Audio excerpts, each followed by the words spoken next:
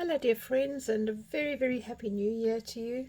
I just pray that this year will be a great blessing to you, and that it will be a good year for you in whatever you choose to do. Today I thought I'd start off with some crackle techniques. It's been a technique that I know in the past people have been really keen to learn, and today I'd like to show you what the difference is between doing a crackle on a light colored background and a dark colored background, so that you can get an idea in your head of how the colors actually play together. So I just have some pieces of palette wood here which I've sanded down. This one I've just painted white with some acrylic paint, and so I've really got paint on me. And this is an opaque acrylic paint. Pebeo is the brand. Just be careful with your opaque paints. Sometimes in the tubes you might find some that say transparent, which means that whatever's underneath, like the wood, in this particular instance, that would show through. But if it's opaque, it'll be block out once it's actually dry, or good as block out with a single coat, and we only need one coat. So the first one that I've done is in white, and I'm just going to set that aside to dry. The second one I'm going to do now is going to be with the Payne's grey, which is a very sort of dark, misty kind of blue, almost a grey blue. So I'm just going to squeeze some out onto my brush. You don't have to have this beautifully painted. It doesn't need to be painted in one direction. You could paint it in any direction. It doesn't have to cover 100%, because you're only going to see parts of this color popping through the crackle once we actually do it. Remember that what we're putting on now is actually going to be your base coat, and so we're going to be covering this paint with another layer of a different color. So I'm just trying to cover as much of the background as I can. And as I say, you can brush in any direction. I'm first going to just try and get into all of these little grooves where possible, and then I'll put a bit more paint on. And then it's very important that between all these layers of paint, and I'm talking about the paint, not the glue, that you actually need to make sure that each layer is dry. When we come to work with the glue, which we're going to use as a crackle medium, that's a different story. So it's the paint that we want to dry each time. Right, so I'm happy with that coverage there, and I'm going to set that aside and leave it to dry, and then I'll come back and show you the next step.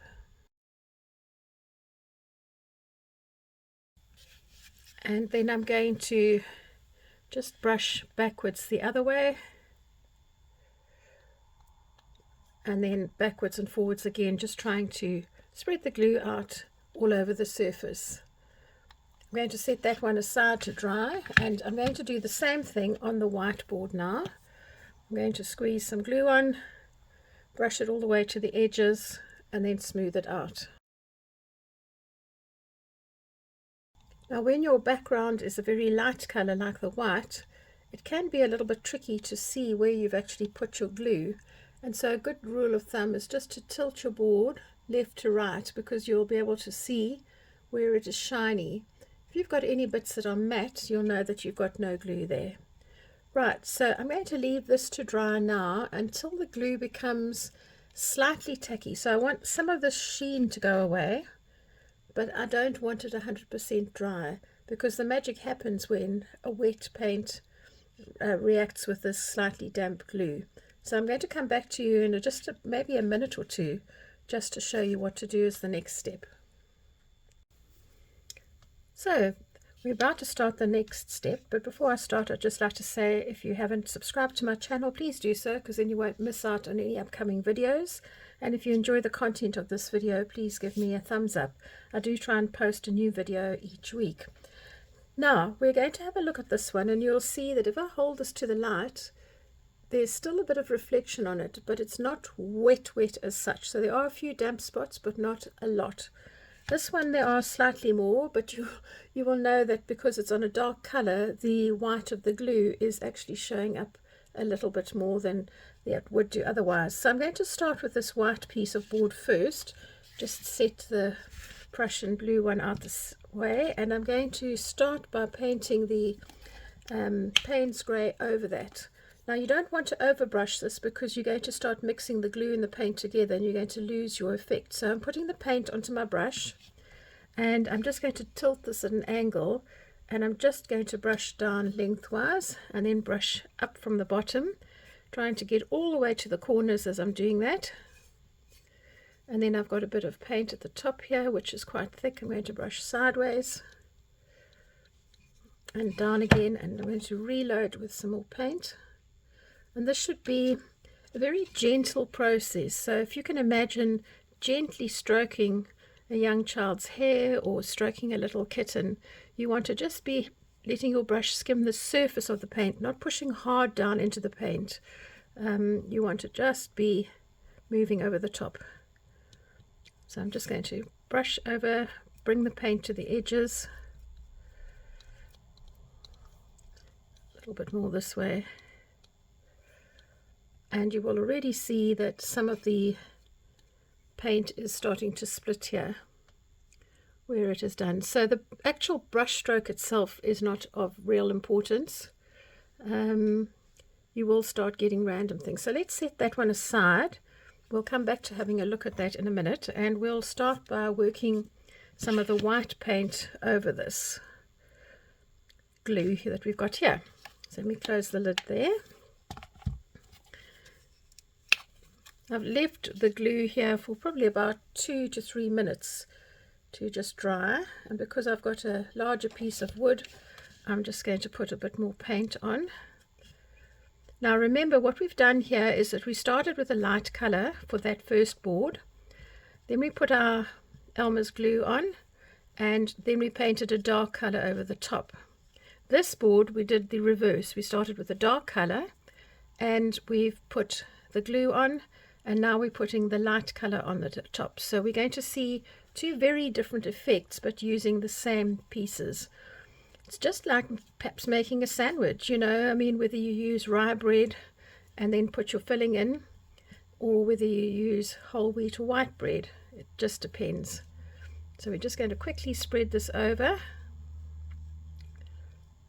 and this side here is slightly thicker paint than the other, but that's okay. I'm going to leave that like that so that you can actually see the difference. So this one, because it's got thick, I'm just going to gently brush it to the side, but I'm really just skimming the bristles over the top, and then I'm just going to very, very lightly feather it down to the bottom because I don't want to disturb the crackle process. Right, so it's thinner paint down here and we'll see a different effect. So I'm going to gently now get my hairdryer just to do this, and I'm going to set it onto a low setting to begin with, and I'll stop talking so that I can mute the noise. This one is starting to crackle very nicely where the paint is slightly thinner, and even on these thicker pieces of painted area you can see where the crackle is starting to form.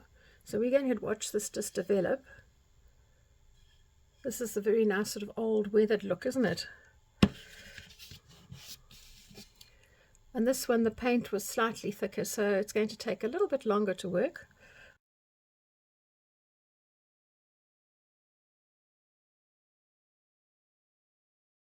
So what you'll be noticing here is that where the paint went over the glue and it was quite thin, you're getting much finer marks, but as the paint got thicker, the actual paint is splitting, giving you bigger cracks, so you're able to see the background color underneath. So the color we put on top is much more dominant.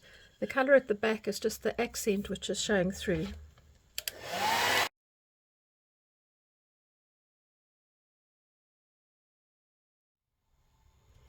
So if you're interested in crackle techniques, I will link a playlist of other crackles that I've done over the past, so that you can have a look at that.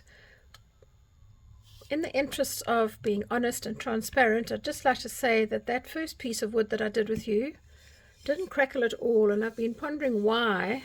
So I've decided to redo it, and this is something that you're just going to be faced with because sometimes paints are different. My thought is that because this paint is a dark color, so it's got pigment which is heavy, as opposed to something like a yellow where the color is quite light, these darker colors tend to have heavier pigments, so it's thicker, and I think that it was just the paint viscosity, or the creaminess of the paint was just a bit too thick for this process. So I've taken another piece of wood and I have coated it with glue, and then I've taken some of my paint and I've just used a little spritz bottle and put a little bit of water in here just to make the paint slightly creamier. So let's see if this is going to work. Same brand of paints and a different result. And you're going to find you're going to have to maybe do a bit of experimenting yourself with your brands of paint. So I'm just going to apply this very gently over the surface. And this is a thinner application of the paint. So hopefully we will get the results that I am used to getting. I've never actually had this happen before, so it's quite an interesting learning curve for me, but I think I've figured out what it is that was going wrong. So we'll just give it a moment or two just to start reacting.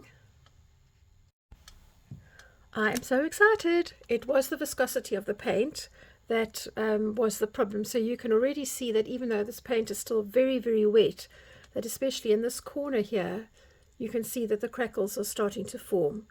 So possibly learn from this, as I have learned from this, that if your paint is looking thicker when you put it onto a piece of cardboard, add a little bit of water just to reduce the viscosity, make it slightly more creamy. And look at that, it's just crackling before your eyes, and that's what should be happening.